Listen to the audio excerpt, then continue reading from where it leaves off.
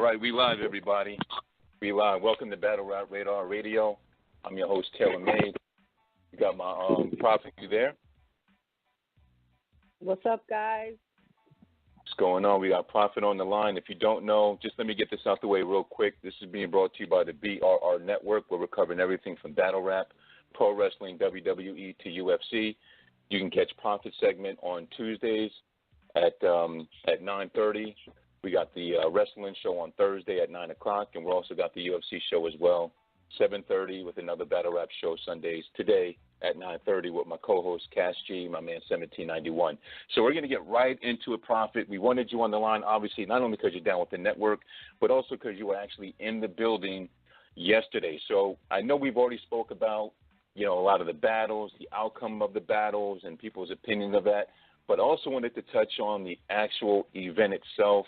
I know there was a lot of, I don't want to say misinformation, but perhaps there was some misinformation regarding the turnout, the attendance. I saw some pictures floating around Twitter about the, venue being kind of scarce. So we kind of want to touch on those things as well as your opinions about the battles themselves. And we have some live tweeting from the page yesterday. I know you were in the building. You were doing some tweeting as well. So we kind of want to cover all that, the good, the bad, the ugly. So let's start from the very beginning.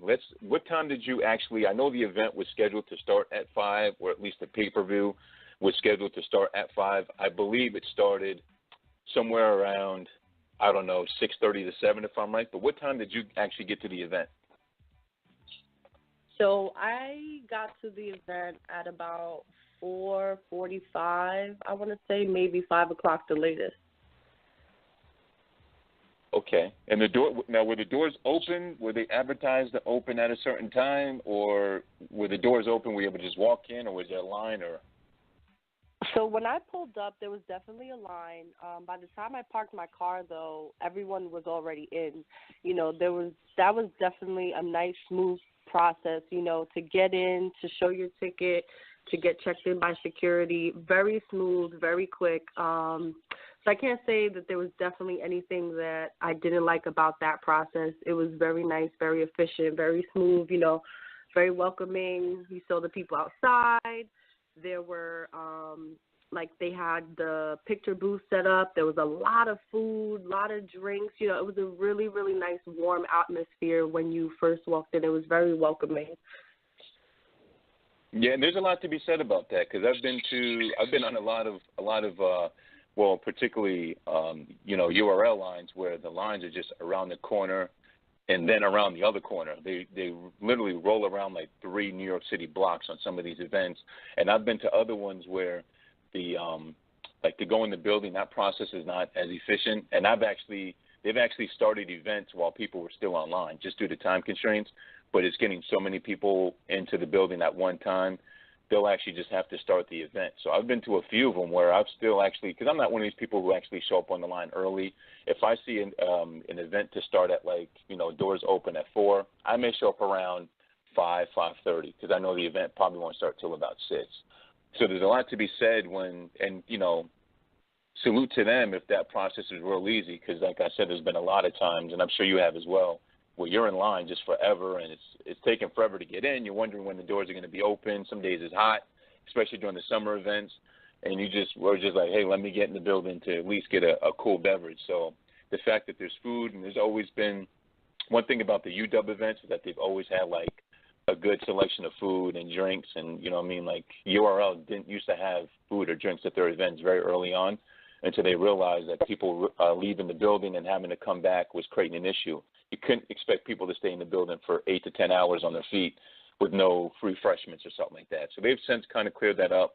So that's actually good that you mentioned that, because we don't want this to be, I know there's a lot of negative things to be said about the event, but we want to touch on the positive as well. So that's definitely to be saluted. Definitely. So you get in the building. That part was good. So, no doubt. So what happened? So, I've seen a few pictures kind of floating around of the venue being kind of empty. I don't know if that was when people were kind of still streaming in. I mean, I've never been to this particular venue, so can you give us a layout of the venue, and how the actual crowd and stage area was set up, and how that was was actually, I mean, was it full? Was it not full? Or what was your percentage-wise of the actual people in the building, of the fans that were there? Yeah, definitely. So the layout of the building, it was if you could picture sort of like something like a hall, and then you had on the right and the left-hand side there were seating areas, right?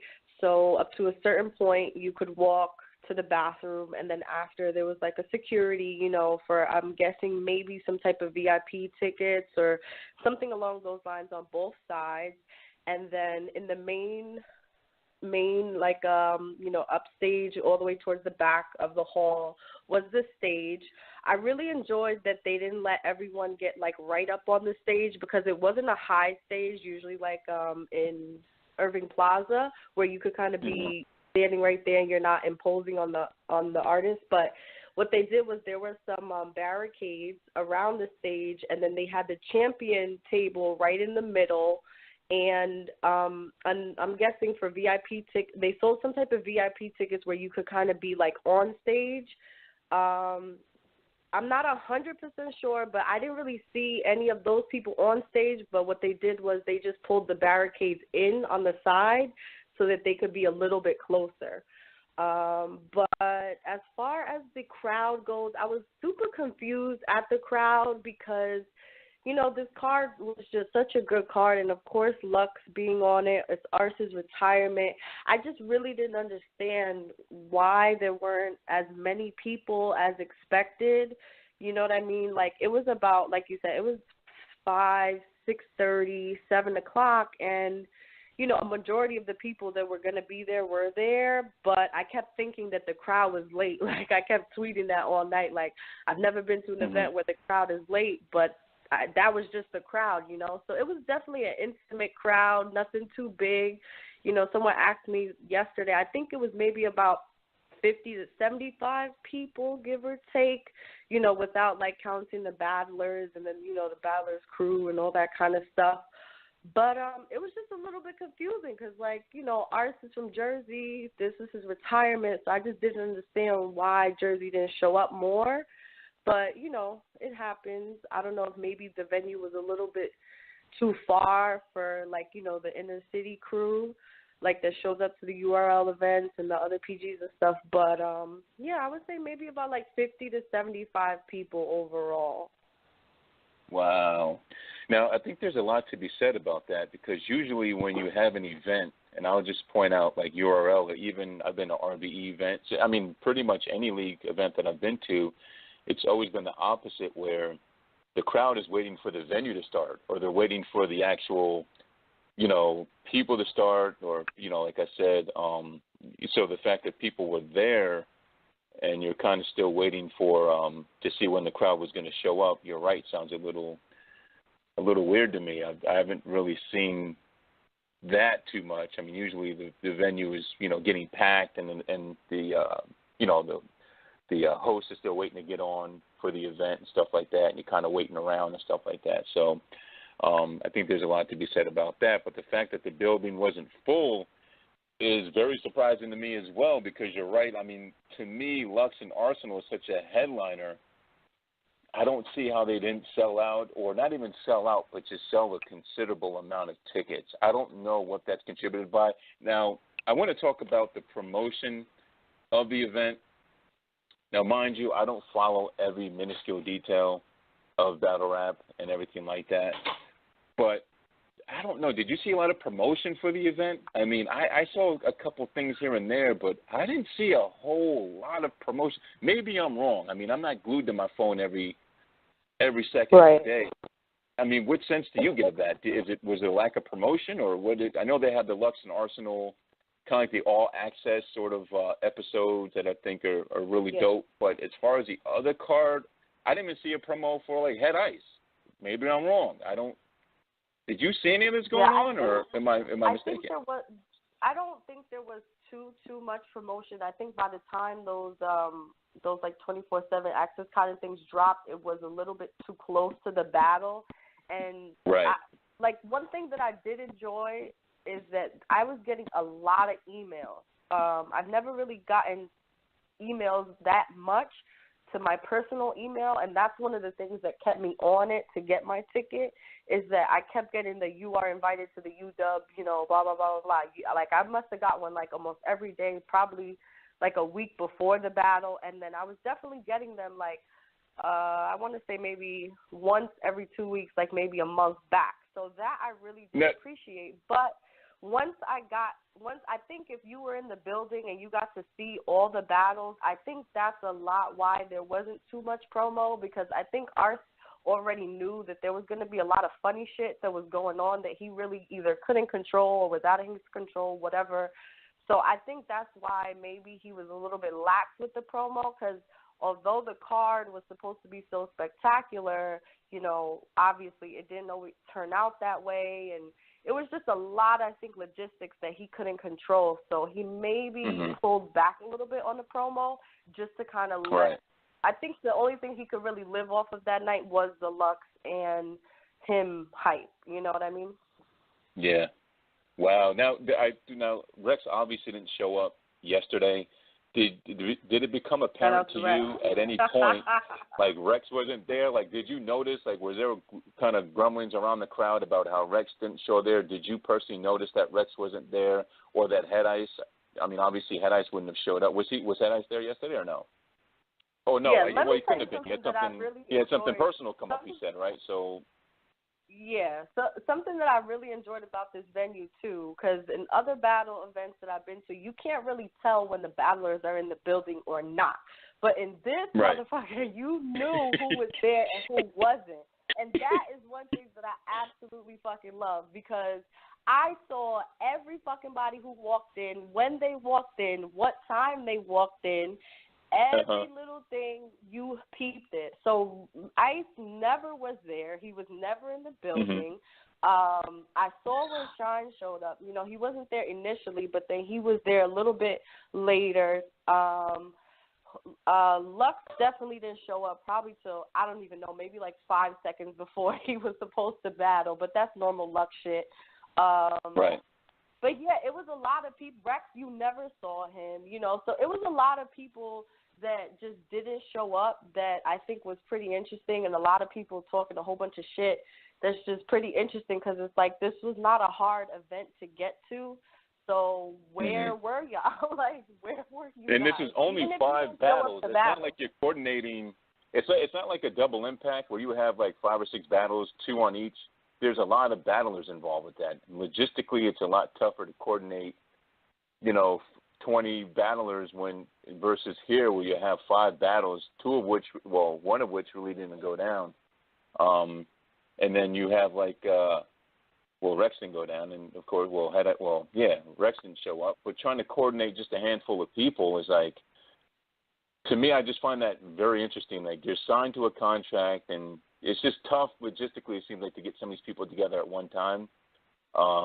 What that speaks to, I don't know. It could speak to the league maybe not being hard enough on them, Paul, to like get them there at a certain time. I think there should be something stipulated in a contract that you're required, because a lot of battlers will show up based upon when they think that their battle's taking place. So they're not going to sit around in the venue for 2 hours to see other battles when they're like the 4th one going up, and it's going to be at least 2 hours they show up. But that delays a lot of things, and I think just going like a league should really look into requiring a battler to be there at a certain time and different of when your battle is. And that would just make the process go a lot smoother in between battles, because you've been to, like, I'm sure you've been to bigger events where the delay between battles is ridiculous. It's like 30 or 40 minutes between a battle, and just playing music. You have no option but to smoke or get drunk or drink or whatever, and just like the delays are crazy in between some of these battles. So, there's just some issues that continue to plague leagues, like time issues, and mostly surrounding time. I think a lot of it stems from time, whether it be time during the battles or them not getting there on time. And a lot of these issues are contributed from a time factor. So what was it when they announced that Head Ice would not be battling Suge? I mean, what was the I can imagine the crowd was very disappointed, but what did you see, and like, how did you take that, and how did you personally feel about that being announced? I mean, I had got the drop that was going to happen a little bit before we went inside, And I was just like, nah, there's no way. You know what I'm saying? Like, there's no way that you're going to put ice on a card and then not let him show up. So when I was in there and then Bishop is like, Bishop Gante, shout out to him, he was doing some hosting or whatever. You know, he made the announcement and it was, or was it him? Yeah, I think it was, he started off. But yeah, when they made the announcement, you know, I definitely did the K-Shine throw in my hat, even though I didn't even have one. And I just, like, walked to the back, and I was just like, oh, my God. And I just sat on the stairs because it's like, you know, besides Lux, Ice is definitely one of the reasons that you wanted to be there, you know, and you wanted to see this iconic, you know, battle of aggression. Finally, Suge got some, you know, was going to face someone who could really bring back that aggression and match his body style, you know, like his battling style. You have somebody who is really going to give it to him. So, I mean, that was kind of like, by that time, it was just like a checklist of disappointments at that point, you know, having to wait 2.5 hours for the battle to even start, and then for cards to be switched up. And it's like, you know, we definitely love DNA. Like, DNA is definitely one of my favorites. I always say that. He's one of the people that got me even into, like, watching battles in the first place many years ago. But it was one of the most awkward battles of the night. You know what I mean? Like, to me, it just, the angle that DNA had to take, and then Suge, it was just like, nobody wants to see this. Like, no, you're right. So no, salute to DNA for stepping up. And actually, in my opinion, we'll get to these quick rundown on who you felt won or lost. But salute to DNA, because I feel like he's one of the very few that can jump in on 3 weeks' notice to jump in and take the battle as seriously as he did. And I'm also a big supporter of DNA. I think he did a great job. I think he 3-0'd Suge.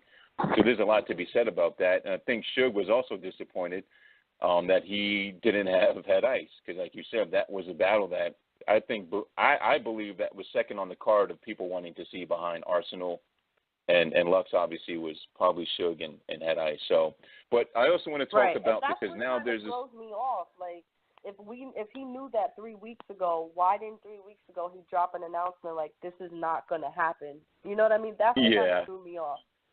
I think DNA kind of slipped up by saying that. Not that he was told to not say it, but he obviously slipped up, not realizing that to tell people he knew 3 weeks ago that, well, he had 3 weeks to prepare. But Ars is on stage literally 30 minutes before that saying, oh, some last-minute thing came up, issues came up, was, I think, a little misleading to people that were there, as well as people who paid for the event on pay-per-view. So that's another discussion about leagues becoming honest and being upfront. And we've seen this happen quite a bit. It's not the first time that leagues have called off battles, like literally minutes before the battle's supposed to happen. A lot of them are replaced. Some of them are not. Some of them are replaced, but some of the replacements, like, you just can't compare. I mean, respectfully, you can't compare DNA and Suge to Head Ice and Suge. There's just no comparison. I mean, just as far as not because of a skill set, but just because of, like you said, the battle people wanted to see with the aggression and shit like that. So I'm with you 100% on that. But I also want to talk about and get your thoughts on King of the Dot. You know, you could have a split opinion about how you feel King of the Dot or how you feel about King of the Dot blocking the battle. Now, this is my take on it, because if you become a King of the Dot champ, what they're saying now essentially is that you cannot battle on another league in fear of getting beat and the stock dropping, which is a page out of URL's book. So we can't be entirely mad at you, King of the Dot, pulling this move, because URL pulls it all the time, right? They blocked the chess and Tay-Rock battle, right? Am I right about that with the Udubb event? Or is chess, they blocked the chess event, right? So they blocked that. But the point is that if King of the Dot is going to have restrictions on who the chain holder can battle or whether or not they can battle outside of the league, do you think there's going to be any blowback from anybody wanting to be champ, because it actually limits their maneuverability within, you know, having battles? Easily, Head Ice could have missed out on, not to get into money aspect of it, but he could have very easily lost out on some money. Well, he did. He didn't battle. I'm sure he didn't get paid. So, like, you know, that's a downfall for him. Yeah, he's getting recognized as being the champ, that's all good. But financially and just, you know, how to keep his buzz going, not that he needs a buzz, his buzz is there, but you want to keep yourself current. You want to keep yourself battling, you know, and keep yourself in the loop when it comes to battle rap, because things are always moving very rapidly in the culture. So, and I think Head Ice's name speaks for itself, but I still believe that he'd want to keep his name sort of in the loop as far as a periodic battle is concerned. So how do you feel how a champ or a potential champ could take that, a King of the Dot champion could take that if they know that they're not able to battle outside of the actual league once they become champ? I mean, how do you feel about that? Listen, I'm going to tell, I hope this gets to a lot of ears. I hope this gets to a lot of battlers into these fucking leagues, because we're putting way too much power in these leagues' hands, and they're starting to get fucking ridiculous. These leagues are nothing without the battlers, right? So, okay, I totally understand they give you the platform, and you know what I'm saying? They let you do your shine. But, like you said, Ice doesn't need no one's fucking promotion. He probably doesn't ever need to battle again in his life. But the fact is that there's still a culture out here, and there's still people who look up to these battlers and anticipate these battles and buy these $75 tickets, $100 tickets. They fly in from who knows where. King of the Dot has no right. URL has no right. Udubb has no right. RBE has no right. No league has no right to tell a battler that he cannot battle on a league for a certain amount of time. Like, to me, it even got crazy when people started getting into these contracts. Like, you leagues are not paying battlers enough money for them to sit back and not go get a check. Like, I don't know Ice's pockets. I don't know how much they pay him, but like R said, you guys are not getting paid enough money to go buy your parents' houses, to go buy your siblings' houses, to go retire, to do any of that. So I don't want to hear these leagues with these stipulations anymore. Like, it's purely ridiculous at this point, because a person like Ice, he could step in any arena and do his thing. It's not going to be a problem That's what I was for him. saying. You know what I'm saying? Right, he could jump in any league and get paid. Exactly. What really bothers me is this fact that they don't have a problem pushing a battler too fast, wearing him out, and then nobody wants to see him, right? So that's okay. So look at this whole chess lineup for this year and last year. Nobody knows which direction to put chess in now, because he was so on fire. Now he can't really hang with the tough guys, but no, give him somebody who's in the middle, or take him this way, take him that way. So it's really unfair, and I really feel like these battlers need to start stepping up and really working these contracts just like anyone else. When somebody presents you with a contract, you don't have to sign it. Get a lawyer, get someone, go to the fucking library, find some legal advice, hit up a friend, a mentor, do something, and find a way to make these contracts work for you. These leagues are here because of you guys, and I really think that shit is unfair. For Ice to not be able to battle, like, that shit is corny. And mind you, it's like King of the Dot with these champ. I mean, Ice being the champion of King of the Dot, I understand, but let's not act like the champion King of the Dot hasn't been a couple of questionable names for a while. Don't see. I understand trying to, you know, make different tiers and all that stuff, and salute to King of the Dot. It's nothing to take away from them, but to do something like this, I think it's pretty unfair. And then, like I said, where's the transparency? If you don't have a card and you know 3 weeks in advance, put it out there. You know what I'm saying? Get the hype around DNA and Suge. Let people get interested in what they're actually paying for. That's all. That's definitely how I feel on that. No, you make a couple of good points, and I fucked up. It was the Rad B and Chess battle they blocked last time. That's what that battle they blocked. It was Rad B was supposed to go against Chess, and URL blocked that battle. But so yeah, you know what? And the part that still surprises me, along with the time issue that they're having on stage, that I know that we've mentioned over and over again, and a lot of people have mentioned, would be, you know, not laying out any specific clause in the contract when you become the, you know, King of the Dot champion. Like, in other words, if you know that you're battling for the title, but you know along with that title comes the restriction of not being able to battle on another league, then shouldn't that be put forth? Shouldn't that be understood, like, beforehand? Because if that was understood beforehand, then Head Ice would know that to not even entertain a UW battle. You know, that would not even been on, like, a figment of anybody's imagination to put him on the bill if they knew, or if he knew beforehand, upon coming to champ that he could not actually battle on another league. So whether or not that's being spelled out is another question. But I just feel like it's just the confusion around some of these things that are so basic that these leagues are still being played with. And this isn't the first time we've seen it. We've seen the continuous issues with some of these leagues and some of the things that go on. So the fact that they've not been fleshed out by now is very, very surprising to me. Like the time issue, how basic is that? Like, you know, and the funny thing about it, you know, people create this analogy between battle rap and a sport. Like, I get the analogy, but in a sport, you keep track of wins and losses. That's bottom line. In a sport, you keep track of time. Every sport has a time.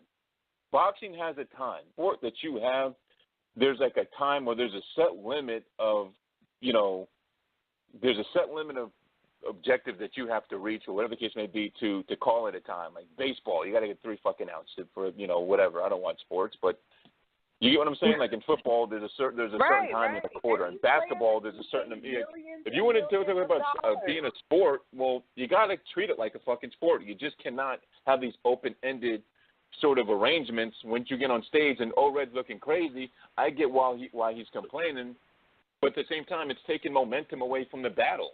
Like we don't want to see the bickering over time, and they're going back and forth in between rounds and shit like that. Like, nobody wants to see that. You just want to get to the actual battle and get to the next one. Like, you leave all that other shit behind the scenes, straighten that out beforehand. I said it before on one of the segments we did a week or two ago. Before the battle, they need to be run down with the specifics. In boxing, the referee goes into the locker room of each boxer and gives them the rules, the same rules that he says on in the ring prior to, you know, when they do the face-off in the middle of the ring before they fight, is the same thing they're told behind the scenes before the fight happens. Like, it's not news when they walk up there to the actual, you know, get in the ring and shit. That's not news. They've already explained this beforehand. This is the type of approach that battle rap needs to take with their artists and saying, hey, look, here's the time limit. It's 3 minutes. You got a 30-minute grace period. At 3:30, we are cutting you off no matter what. We don't care what your bars are. We don't care where you are with your bars, because that was one of Red's things. He had 8 bars left, but K-Shine didn't want to give it to him. You know what I mean? Like, that to me is just kind of petty. The people paid their money. They're already being shortchanged on a couple of battles and shit like that. I'm just like, yo, let them rock for the 8 bars, man. Like, it's not that serious, but you can't knock Red when the stuff is not really, you know, kind of put into, you know, specifically before the actual battle takes place. So, you know, we could talk forever about that type of shit that goes on, but we're obviously not, because I think it's been covered enough. But, you know, just a heads up to the leagues, man. It's becoming a problem. It's always been a problem. And until you fix it and step in and do something about it, fans are going to continue to complain about it. So moving on, getting to some of the just your personal take on the wins and losses. We'll run over those real quick. I was wanted to do like a 30-minute segment today. To kind of just bring people the experience inside the building, because I don't know if that's really covered enough in battle rap. It's mostly just about the battles themselves. So I definitely wanted to get you on and get your take on the actual in-the-building experience. But just running down the card real quick, what was your take on Red and K-Shine? How did you see that battle? Red and K-Shine was definitely, I would say, one of the highlights of the night besides Luck. I was super, super proud of both of them because, you know, people kept asking me, who you got? And I'm like, look, I can't call this one because Red he's just he's transformed into, like, something else. You know what I'm saying? I think he sat back a little while and just critiqued himself. Maybe, I don't know if he got some advice from other people, but I think that was an amazing, amazing battle. Shine definitely came with it, you know, being consistent. Shine definitely fighting back in his rounds. But I was telling somebody, you know, at this point where we're at in battle culture, I feel like you have to find something that's going to edge your opponent sitting in front of you. You know what I mean? Mm-hmm. And I think that Red definitely did a good job at that last night with the whole, I'm not crazy about antics. I'm not crazy about people pulling out shit on stage and dressing in other shit. But I thought that was an amazing, amazing angle. It wasn't anything made up. It wasn't a fake personal, you know what I mean? So I thought it was pretty cool because we all see that Sean is definitely not with the shit on stage, and you're not going to do any funny shit to him. So I thought it was an amazing, amazing angle. So, and you know what? They were both professionals. You know what I'm saying? I appreciate that. They came, they showed up, they did their thing. I love when people, I probably sounds really stupid, but I love when people battle about time. I think it's fucking hilarious because it just gets to show you who likes to throw their weight around more. So, you know, when O'Red was talking his shit, it's like, yeah, talk your shit, go over your time, but make sure you talk your shit that you don't like that. So I thought it was awesome. Right. They both had amazing rounds. Nobody stumbled, nobody choked. Two professionals, two people who really just came and showed up and did what they needed to do. So I really appreciate that battle. That was definitely, to me, one of the top highlights of the night. So who'd you take? You take Red or Shine in that one? I had to give it to Red in that one. If I had to give it to anybody, I would have to give it to Red, just because of, yeah, like I said, it was 1-1 going into the third, but I feel like Red just was a little bit more consistent. He kept it more original, you know what I mean? And like I said, I can't say anything bad about Shine first through his third. It's not like, you know, he was whack or the shit what he was saying. Some of the stuff he was saying, people just lost it at the end, like they were kind of asleep, but I just think that Red definitely took it. You know, he definitely deserves the credit for this one. Yeah, I'm going with Red on that one, too. 2-1. I had Kayshawn taking the first, Red taking the second. I think Red's second round wasn't I think both of their second was the weakest out of all three. I think Red's second round was beatable, but I don't believe Kayshawn did enough to take that second round. I think, you know, Red wasn't that great. But I thought Kayshawn was a little bit was really not as good as O'Red's second round. I think it came down to the second round. I think O'Red's was beatable, but Kayshawn just didn't do enough. And I think obviously with the third round angle O'Red took, I'm going to go with O'Red on that one as well, 2-1. But you're right, it's one of the better battles, you know, of the night. And it was a good way to kick off the event, you know. And if that would have been any telling sign of how the remainder of the event would have went, then I think. It would have been an awesome, an awesome thing to have seen. So going forward from there, and I know your opinions on this one, but I guess I'll get your short side of it. Rad B and Clips. What did you think about the Rad B and Clips battle? And I know how you feel about Clips, but that's a whole nother conversation for another day. But just given the context of the battle, what was your take on that one? I mean, I'm like I said, I judge every battle by the event that's happening right in front of me. You know what I'm saying? I'm not going off of what anybody did in the past. And this kid, Rad B, I'm going to be quite honest with you. I had never even seen him battle until that day. Like, I saw that he was on the card, and I was like, you know what? I don't want to watch anything of his. I just want to see him the first time live do his thing, and I want to see what am I going to take away from it. Again, Charlie, you know, I've seen Charlie in the past, so I really wanted to go into this battle with absolutely no bias, you know what I'm saying? So when I'm watching this kid, Rad, he's doing his thing. Like, can you say that he had, like, I know some people felt like his rounds didn't really have any direction, but you cannot sit here and tell me that Charlie's 1 through 3 rounds of pure jokes, okay, pure jokes, the most basic, like, I don't even know what to call it at this point. Name flips, I can't even call it a scheme. I really don't know exactly what Charlie was doing, but this boy formulated 1 through 3. Like, his rounds, he had hits, he had flips, he had schemes, he had gum bars, like, he had a little bit of everything in each and every round. You know what I'm saying? So it's like I'm just watching these two battlers, and I'm going round for round, and it's like I cannot give Charlie – if I had to give him a round, maybe like the second, I don't know how in the world people are saying that Charlie 3-0'd him. There's no way if you take out the Charlie, the legend – you can't sit here and say that he got 3-0. Like, I don't understand it. If you want to give it to Charlie, go ahead and give it to him. But I just don't understand how people could say that a battler who's coming with lyricism, lyrics, words, formulated, You know what I'm saying? Someone coming at you.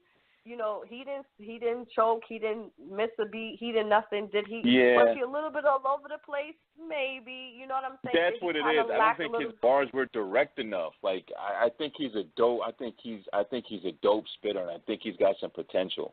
I think he went up against a couple of big names too soon, but I think he's got a lot of potential. But he's to me, he's just too one-dimensional.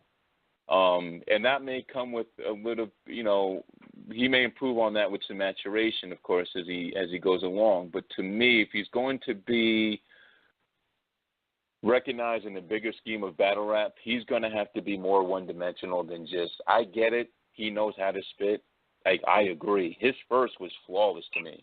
Like, when I saw him in his first round, I'm thinking, yo, I haven't really watched a Rad B battle either. So, but I'm thinking to myself, this kid's he's really nice. Like, he's really got it, but his bars are just very indirect, and he's got that problem where, his bars can be directed pretty much at anything. You know what I mean? I think he went up that angle at the first, if I could recall, like, Clips, you kind of fell behind, and you're not what you used to be. And I think that angle is to be expected against Charlie Clips. It's so easy to take that angle. And I thought Charlie Clips, it seemed to me he was freestyled all 3 rounds. Maybe that's premeditated there, but he freestyled all 3 rounds. But to me, he just kind of styled on him. You know what I'm saying? Like, that's like a T-Top and Goods battle. Yeah, T-Top can just spit at you, but Goods is going to style on you. And when you're trying to perform in front of a crowd, I think people are going to be more receptive to the person who is a little bit more methodical in their approach. Person who's just sitting up there and just, like, spitting bars. That's just my opinion of it. I had Charlie Clips, like, 3-0. I know people are saying it was a body bag, and I'm not going to go as far as to say that because then I'd be discrediting Rad B for what he did. So I'm not going to go that far and say it was a body bag or he completely murdered him. Do I think Charlie Clips beat him? Yes, I think he beat him. I might give Rad B a round. I thought his first was real tight. But or his third was tight. His third round was crazy.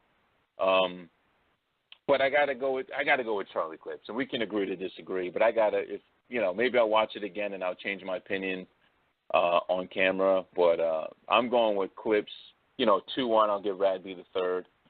If I'm being generous, because if not, I'd be taking everything away from him. But I think the kid's got potential, but I just don't think he's there yet. He's like chess. I think he's went up against some opponents that he may not necessarily be ready for, but with a little maturity and a little time in the game, he'll do a lot better with that. So then came, I think from there came the DNA and was that the DNA and Suge battle? I mean, I don't know if you have much to say about that. I think DNA pretty clearly got that right. I think it's fair to say. I think that maybe Suge just lost his motivation. I don't believe what he spit to DNA was not what he was going to spit to, or I sure hope that was what he was going to use against fucking Head Ice.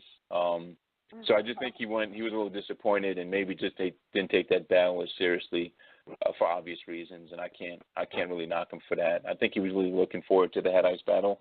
Whether he knew about it beforehand, I don't know. That's that's a little inconclusive, but I just don't think he was motivated for that battle at all. I don't know if you feel any differently, but I had a 3-0 DNA. I think it was pretty clear. Yeah, definitely. I mean, that battle was just it was another one that was just hard to watch, and I had to go take a seat for that one because it was just I've never seen either of them in that light. Like, you know what I mean? I mean, it was interesting because I know I saw some things on Twitter where people were saying that Suge retired the pocket check right before, but then he pocket checked DNA. DNA, like, swiftly pocket checked him back, so that was dope. Right. That he was going to take his money and go free search. That was really Yo, you're absolutely right. Yo, that's probably the best bar of the entire battle. But that's what we need to figure out from Suge. Like, we need to know, bro, are you pocket checking or not? And it's not even a pocket check at this point. It's like a pocket swipe, which is different. He's swiping at pockets instead of tapping them, and that to me takes a little bit of the steam away from the pocket check. If you want to get technical and really, technically and really down to it, he's not really pocket check, but he didn't pocket check Hitman. I don't believe it would have pocket checked Head Ice. You know what I'm saying? I strongly believe he wouldn't have pocket check or pocket swipe, whatever you want to call the shit at this point, had ice. But then he's going to pocket check DNA. So I just need to know from Suge, like, what's it going to be, bro? It's either you're going to pocket check or you're not. Like, you can't have it both ways depending on who you battle. Like, you can't assess whether or not the person's going to react in a certain way before you battle them, so that determines whether or not you're going to actually pocket check them. I think if you're not going to do it to certain battlers, then just don't do it. Or if you're going to do it, just do it all the time. It can't be both ways, in my opinion. I don't know if you feel differently, but that's just how. It's just like, bro, pick one, man. You're gonna pocket check or you're not. Like, don't do it based upon who you're battling, because to me that just takes some of the legitimacy away from it. Right. You know. But anyway, 3-0. You know what I mean? Like, that's crazy, man. So yeah, so DNA got that pretty clearly, and then we got into what did we get into next? I guess that was the Lux battle. Well, we got into a fucking DJ set who played his fucking DJ set for like 8 minutes, some old ass cool DJ crap. Then we got into some twins of Army veterans and performing some shit that nobody cared about. And then we got to the main event of the evening, the Loaded Lux versus. So this was it. This was what everybody came out to see for the most part, or at least the most talked about battles, at least in a very long time, with Udubb. It's probably one of the most hyped up battles. Certainly a battle that, you know, I don't know if this would have been at the top of my list for Arsenal. I think I would have much preferred to see him against Mook. But, you know, I guess the poll doesn't lie. You know, if that's what we're going on, and somehow Loaded Lux made his way to the top of the poll. As the hours dwindled down, Lux kind of moved up in the poll somehow, and it is what it is. So, what was your take on this battle? Were you hyped for it? Did you not like it? Did you like the announcement? Would you rather have seen him battle somebody else? What are your thoughts on this battle as a whole? I was super, super excited for this battle. If I could have chosen, I definitely would have chosen Lux to battle somebody else. From a personal standpoint, Lux is like I think his the last 3 battles, I definitely wouldn't have chose those opponents for him. I say this all the time on my timeline, and people want to, like, kill me. But I was very excited for this battle because, like I said, Lux doesn't battle that often, so I definitely wanted to be before he retires, I wanted to be able to see Lux in person. I wanted to see it live. I didn't want to just, rely on the tape. So I was super excited for this battle. I was super excited to see what he was going to come as, you know what I mean? Like, what angle was he going to take? What look was he going to come with? And then the same for Arsenal. I never fucked with Arsenal. I never really appreciated his head. Is he an amazing battler? Yes. Is he a great opponent? Yes, for looks. But I can't say that I've ever been like, yeah, I want to see Arsenal. So, his retirement came as great news to me. It was an amazing thing that he was retiring. Going into the battle, though, I was very interested in seeing what angle was Arsenal going to take because, this is his event. This is his retirement party. This is his league. So he pretty much has everything in his corner. So it was just interesting to see which way he was going to come out. And then when they did the coin toss, Lux usually picks heads, and he picked tails this time, which was interesting because immediately, Arsenal started talking shit like, oh, what happened to God's head? You always pick heads. Tails, Lux? Tails? So he started talking his shit. So, Lux spit his first, and it's like just watching Lux in person is amazing. Like, he's really the epitome of a perfect battle rapper. I don't care what anybody says. I don't care what anybody thinks. Like, the way that he sets up his rounds and the way that he speaks, the pauses that he takes, his mannerisms, like, they're just so different. You know what I mean? And it's like Lux really just shows you the difference between I feel like he's literally the difference between the world that we live in when you're asleep and when you're awoken. You know how everybody's like on that wave now, like, oh, are you awake, are you asleep? It's like if you can keep up with him and understand what he's saying, then you obviously have some type of higher intelligence to you, and, you know, you can see between the lines. But Arsenal's first was incredible as well. You know what I mean? Like, I've never seen any battle rapper come with a first that was so intense and just so jam-packed with, I guess, I don't need the word I'm looking for. It was the highlight to me of battle rap for a long, long period of time, because everybody kind of, I think, has taken the, well, I'm going to come in with my first, but it's not going to be that crazy. I'm going to pick up in my second and try to kill him with the third. But Ars didn't waste any time. You know what I'm saying? So I think he definitely didn't come with a lax attitude in this battle. But I think it was very weird because people, the same things that people don't like about Lux and how he's a preacher and how he tries to talk to you about how you treat your family and the community. It's like Arsenal took the same angle and they used it against him. Yeah, and used it against him. Yeah, that was brilliant. Yeah, it was really confusing to me, and it kind of threw me off because it's like, I guess he had no choice, because you really can't talk that money shit and that Hollywood shit to somebody like Lux who just doesn't care. But I don't know, it was weird to me. Like, I felt like there was a lot of fake personals that got the crowd hype, and I mean, did it work? I think so. I think it worked out really well for him. But I just feel like every single thing in this battle, he put it in a way where no matter what you saw, like, unless you were there physically, you're going to go with Arsenal.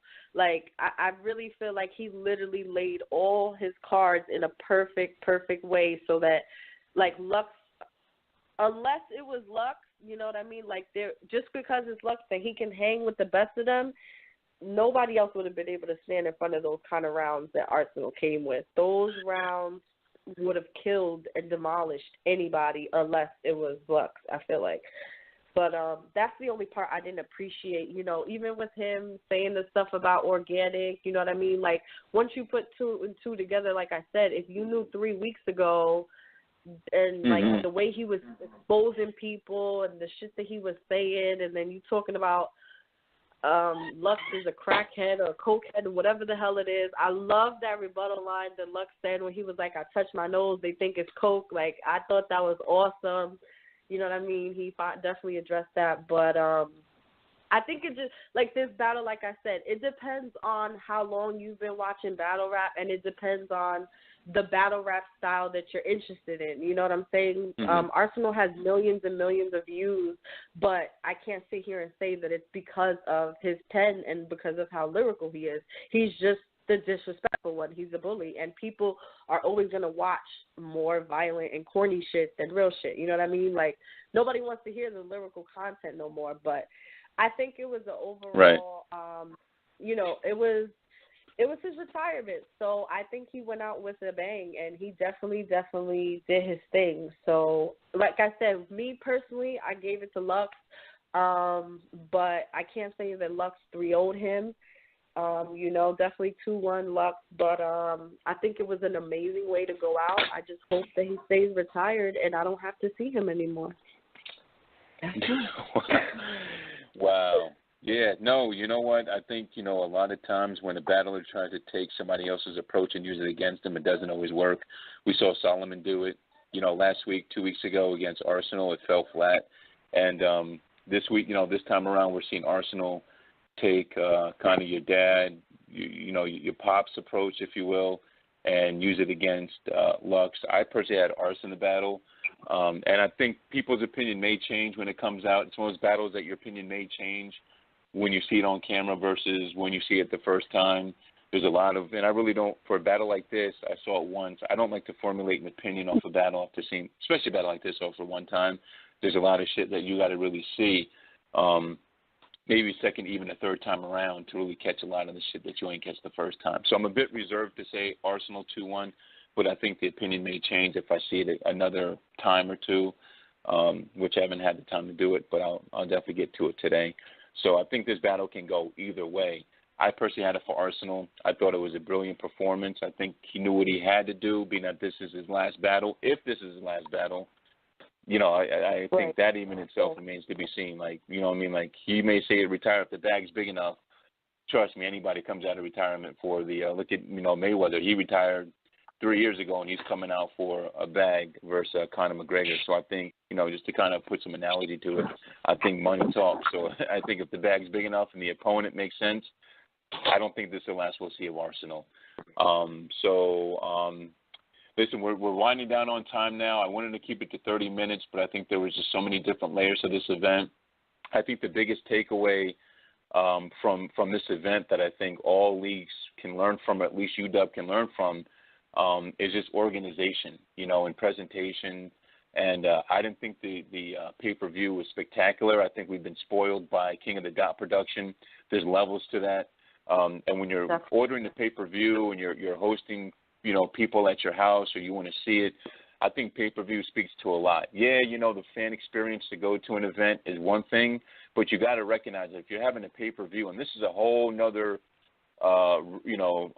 revenue stream for a lot of these leagues, especially with the YouTube monetization being reduced and everything like that.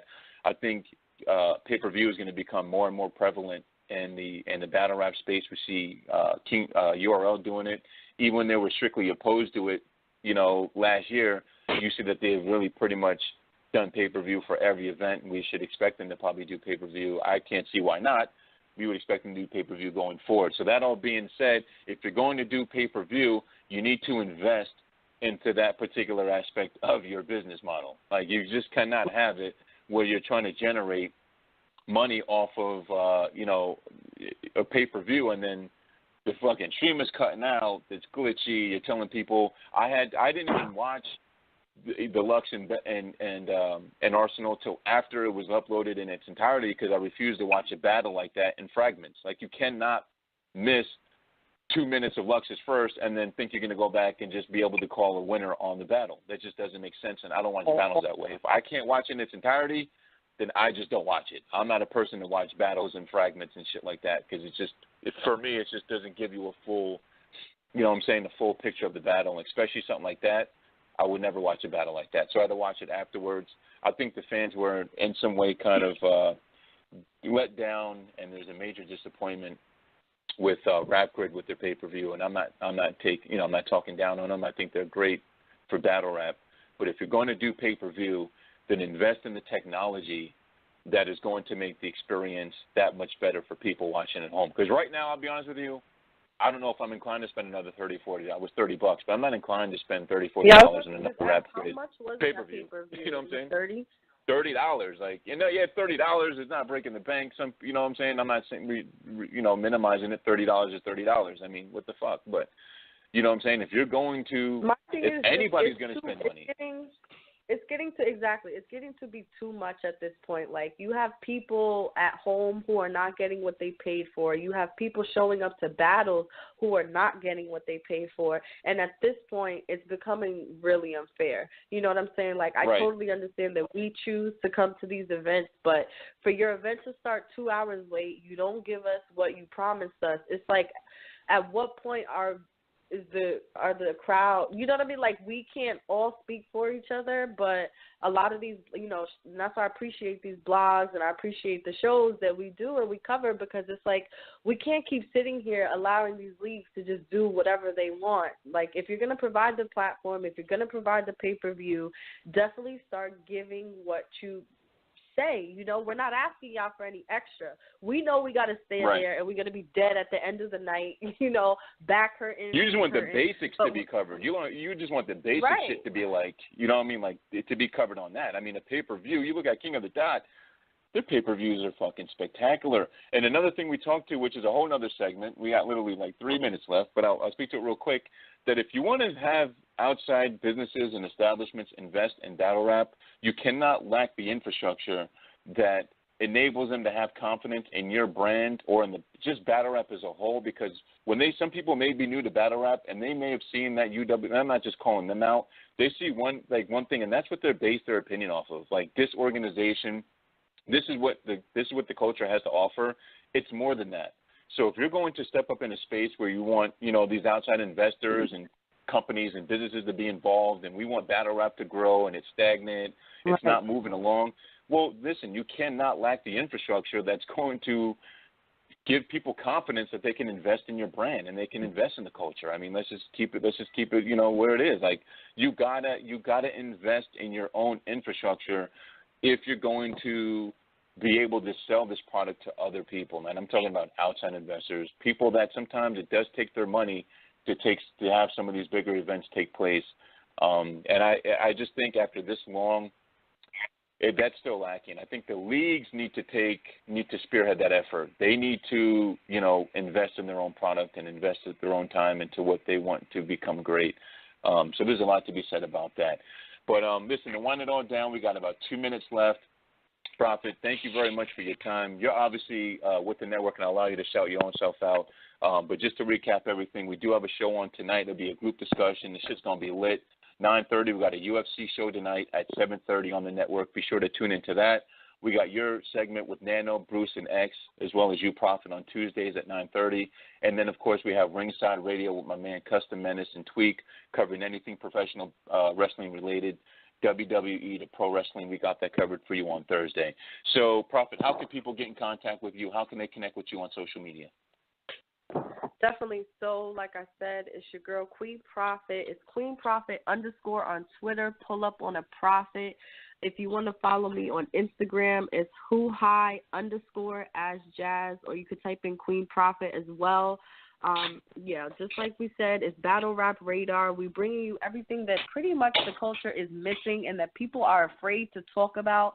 All of you lovely, lovely people on Twitter, stop adding me and telling me that Lux lost a battle that you could not watch fully. And last and not least, shout out to my team. Like I said, Battle Rap Radar. We covering everything for you guys. So pull up in my DM at me. If you see me at the battle, pull up, take a flick, let's talk, let's network and really bring to the culture what it's always been missing. So Battle Rap Radar, man, we here. We're not going anywhere. That's what's up. And this is your boy Taylor Made. Catch me on Twitter, primarily on Taylor, Tailor, 3_ made, MADE. Fuck with the crew. Follow us on Twitter, Battle Rap Radar, or follow the YouTube page, youtube.com/Battle Rap Radar. Prophet, we appreciate your time. We appreciate your insight on the event.